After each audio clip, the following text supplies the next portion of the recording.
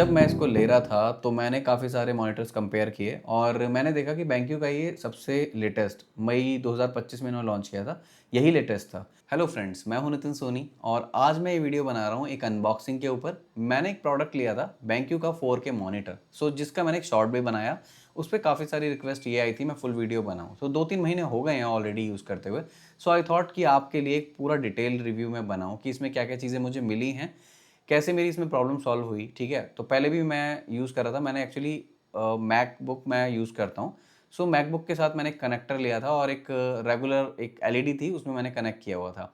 तो बहुत सारी केबल्स उसमें कनेक्ट करनी पड़ती थी, एचडीएमआई से कनेक्ट करना पड़ता था। तो सबसे पहली बात तो इसमें मुझे सी टाइप मिला है। तो उस सी टाइप ने क्या क्या किया है वो मैं आपको बता देता हूँ।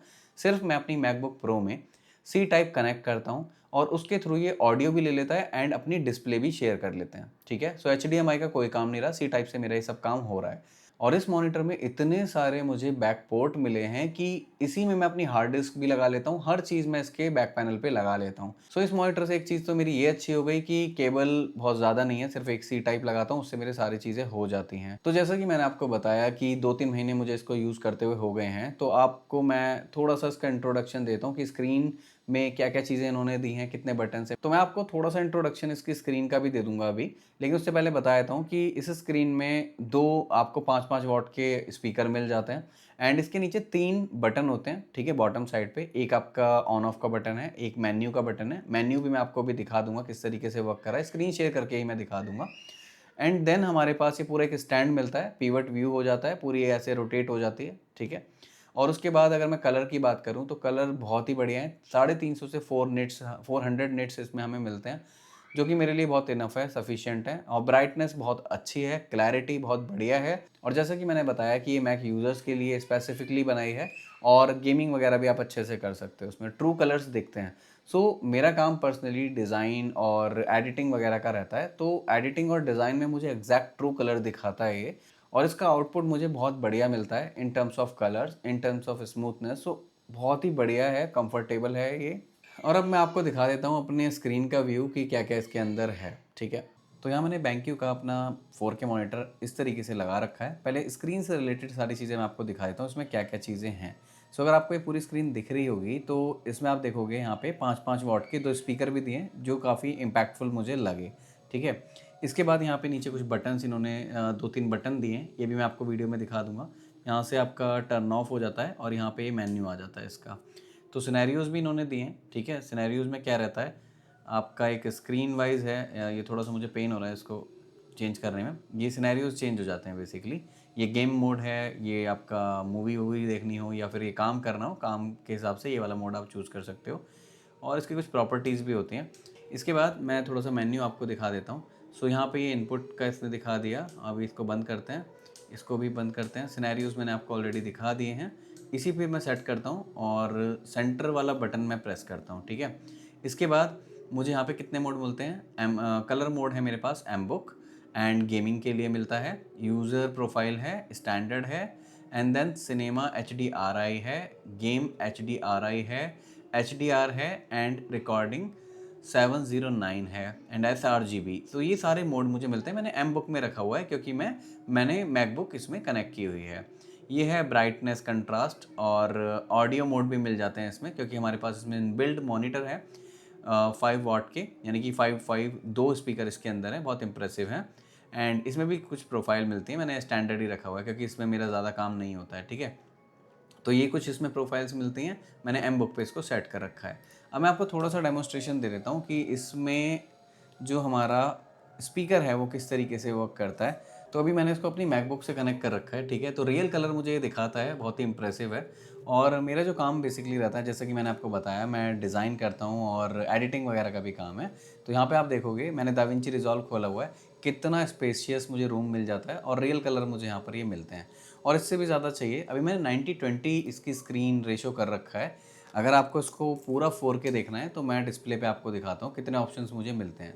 90/20 मैंने यहाँ पे ले रखा है एंड यहाँ पे मुझे ये ऑप्शंस भी मिलते हैं। इसमें आप देखो कितना मोर स्पेस मुझे मिल जाता है, छोटे छोटे सॉफ्टवेयर दिखते हैं, बट मेरे लिए मुझे डिफ़ॉल्ट यही वाला ठीक लगता है। तो मैं यहाँ पे एक 4K वीडियो प्ले कर लेता हूँ जिससे आप ऑडियो का अंदाज़ा आपको हो जाए। कुछ भी लोकेशन डाल सकता हूँ लोकल मीडिया के लिए। ठीक है, ये जो साउंड आ रहा था ये मेरे इन्हीं स्पीकर से आ रहा है और यहाँ पर तो मैं इतना एग्जैक्टली नहीं दिखा पाऊँगा, लेकिन इसके बहुत अमेजिंग स्पीकर्स हैं और मैं बहुत सैटिस्फाई हूँ इनके स्पीकर से।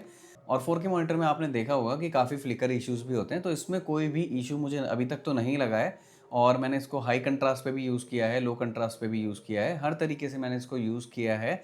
और काफ़ी सारे सॉफ्टवेयर मैं यहाँ पे चलाता हूँ जिसमें मुझे रियल कलर चाहिए होते हैं, तो बहुत ही रियलिस्टिक कलर्स मुझे यहाँ पे मिलते हैं और बहुत सैटिस्फैक्टरी आउटपुट इसमें मुझे मिलता है। तो यहाँ से आप इसको इस तरीके से रोटेट भी कर सकते हो, ठीक है। सो अभी के लिए मैं रोटेट नहीं कर रहा क्योंकि मेरा ऐसा कोई काम है नहीं मैं इसको रोटेट करूँ। ऑल्दो मैं मोबाइल स्क्रीन्स वगैरह भी शेयर कर लेता हूँ यहाँ पर, ठीक है, उस समय पीवट का मुझे यूज़ लगता है।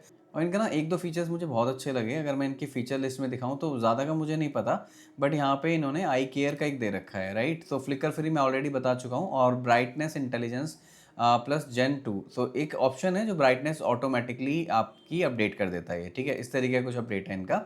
और स्क्रीन की जो फिनिशिंग है वो मैट फिनिशिंग है, ग्लॉस नहीं है, क्योंकि ग्लॉस ना फेस पे लगता है। तो पहले मेरे पास ऑलरेडी डेल की एक स्क्रीन थी जो ग्लॉस फिनिशिंग में थी, तो उसमें अपना ही चेहरा दिखता है ब्लैक स्क्रीन में, थोड़ा सा कंफर्ट जोन नहीं आता है, ठीक है। तो ये सारे फीचर्स इसमें हैं।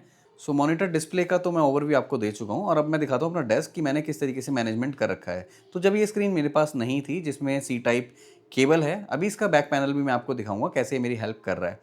तो ये है मेरा लैपटॉप, और यहाँ पे आप देख सकते हो मैंने सिर्फ एक सी केबल लगाई हुई है, इसने मेरा सारा लोड ले लिया है। पहले मैंने एक पूरा कनेक्टर लगाया हुआ था और बहुत दिक्कत मुझे होती थी इसमें, और इसमें मैंने एक छोटी सी हार्ड डिस्क भी लगा रखी है। ऑल्दो इसमें मुझे पोर्ट मिलते हैं मॉनिटर में ही, लेकिन इसका डिसएडवांटेज मैं आपको बता देता हूँ। जैसे ही लाइट जाती है तो मेरी हार्ड डिस्क डिस्कनेक्ट हो जाती है, तो इसलिए मैं प्रेफर करता हूँ अपनी हार्ड डिस्क लैपटॉप के साथ ही कनेक्ट रखूँ। ऑल्दो मैंने एक हार्ड डिस्क इसमें भी लगा रखी है।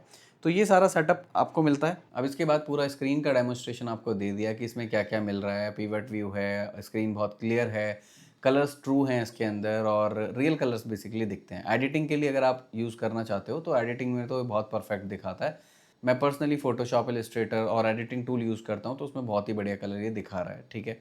अब मैं दिखाता हूँ इस मॉनिटर का बैक पैनल, और इसमें आप देखोगे कितने सारे पोर्ट हमें मिलते हैं। तो आई होप कि आपको ये बैक पैनल भी दिख रहा होगा। तो इसमें मुझे 3 HDMI मिल जाती हैं, और एक सी टाइप मिलती है मुझे स्क्रीन शेयरिंग के लिए, और उसी में मेरा साउंड भी आ जाता है। जो मेरे स्पीकर्स हैं वो उससे साउंड भी ले लेता है, ठीक है। मैंने मैक से कनेक्ट कर रखा है। और दूसरा जो सी टाइप है वो मुझे चार्जिंग के लिए, डेटा कनेक्शन के लिए मिलता है, यानी कि डेटा ट्रांसफ़र मैं कर लेता हूँ। और ऑलमोस्ट मुझे इसमें 3 मुझे USB पोर्ट मिलते हैं, ठीक है। सो इतना बहुत ज़्यादा इनफ होती हैं चीज़ें करने के लिए। और अभी आप देखोगे मैंने 2-3 ही यूज़ कर रखा है। एक हार्ड डिस्क लगा रखी है, और एक अपनी पावर केबल का तो है ही, पावर केबल उधर है। और इसमें एक हमें 3.5 mm का जैक भी मिल जाता है, जिससे हम ऑडियो को सुन सकते हैं, ठीक है। और जब मैं कंपेयर कर रहा था लेने से पहले, तो मैंने LG वगैरह का भी देखा था, उसमें इतने सारे स्लॉट्स मुझे नहीं मिल रहे थे। तो एक तो ये क्वालिटी में बहुत ज़बरदस्त है, और BenQ तो अपने आप में फ़ेमस है कि इसकी जो डिस्प्ले क्वालिटी होती है वो रियलिस्टिक दिखाती है, राइट। तो एक तो वही मेरा यहाँ पे डाउट ख़त्म हो गया था जब मैं इसको परचेज़ कर रहा था, मैंने काफ़ी रिसर्च की थी। सो BenQ और LG और सैमसंग मैंने शॉर्ट लिस्ट किए थे, राइट। सो BenQ की ये मई में इन्होंने लॉन्च की थी, तो आई थॉट कि इसको थोड़ा सा चांस दिया जाए, तो मैंने ये वाला लिया। और इसमें आप देखो कितना अच्छा इन्होंने फिनिशिंग के साथ डिज़ाइन बनाया हुआ है ना, तो मुझे बहुत पसंद है ये वाइट कलर में। एंड ट्रस्ट मी, डिस्प्ले तो उसकी बहुत अच्छी है, लेकिन इतने सारे जैक्स मुझे यहाँ पे मिल जाते हैं, स्लॉट्स मुझे मिल जाते हैं, तो इसने मेरी लाइफ बहुत ईजी कर दी है। सो जब मैं इसको ले रहा था तो मैंने काफ़ी सारे मॉनिटर्स कंपेयर किए, और मैंने देखा कि BenQ का ये सबसे लेटेस्ट मई 2025 में इन्होंने लॉन्च किया था, यही लेटेस्ट था। और इसके कंपैरेटिवली मैंने LG भी देखा, सैमसंग भी देखा, बट LG और सैमसंग में इतना इम्पैक्ट मुझे नहीं लगा, क्योंकि BenQ तो वर्ल्ड वाइड है कि आपको ट्रू कलर्स देता है, बहुत अच्छे कलर्स देता है, बहुत महंगे महंगे सेगमेंट में ये आता है, ठीक है। तो LG, BenQ और इसके कंपैरिजन में मुझे ये इसलिए भी अच्छा लगा क्योंकि इसमें काफ़ी ज़्यादा पोर्ट्स मुझे मिलते हैं, और जितने पोर्ट मैं यूज़ भी नहीं कर रहा हूँ उससे ज़्यादा पोर्ट मुझे इसके अंदर मिल रहे हैं, ठीक है। और एडिटिंग मैं इसमें 2-3 महीने से कर रहा हूँ, तो मुझे बहुत ही अच्छा रिजल्ट ये दे रहा है। अब अगर बात करूँ मैं इस मॉनिटर की एसेसरीज़ की, तो इसमें एक सी केबल मिलती है, बहुत मोटी सी केबल है ये, और इसको अपने लैपटॉप से कनेक्ट करना है और आपको स्क्रीन से कनेक्ट करना है। एक पावर केबल मिलती है, दैट्स इट, और इसमें कुछ भी नहीं आता, ठीक है। स्टैंड और मॉनिटर तो डेफिनेटली इसमें आता ही है, ये सब चीज़ें मिल जाती हैं। तो ओवरऑल मैंने इस वीडियो में कवर कर लिया है कि मेरा पर्सनल एक्सपीरियंस इस स्क्रीन के साथ कैसा रहा 2-3 महीने का। और अगर आप इसको परचेज़ करना चाहते हो तो बिंदास इसको परचेज़ कर सकते हो। और मैं आपको एक चीज़ बताता हूँ, ये स्पॉन्सर वीडियो नहीं है, मैंने पर्सनली इसको बाय किया था अपने पर्सनल यूज़ के लिए, एंड मुझे अच्छा लगा, सो आई थॉट कि आपके साथ भी अपने व्यूज़ मैं शेयर करूँ। सो आप इसको खरीद सकते हो, कंसिडर कर सकते हो, लेटेस्ट भी है और बढ़िया भी है। तो अगर आपका कोई भी डिज़ाइनर फ्रेंड हो, एडिटर फ्रेंड हो, तो आप ये स्क्रीन रिकमेंड कर सकते हो। बहुत ही कंफर्टेबल रहती है। मुझे पर्सनली बहुत ज़्यादा ये पसंद आई है। और वीडियो अगर आपको ये पसंद आई हो तो प्लीज़ लाइक कर दें और इस चैनल को सब्सक्राइब ज़रूर करें।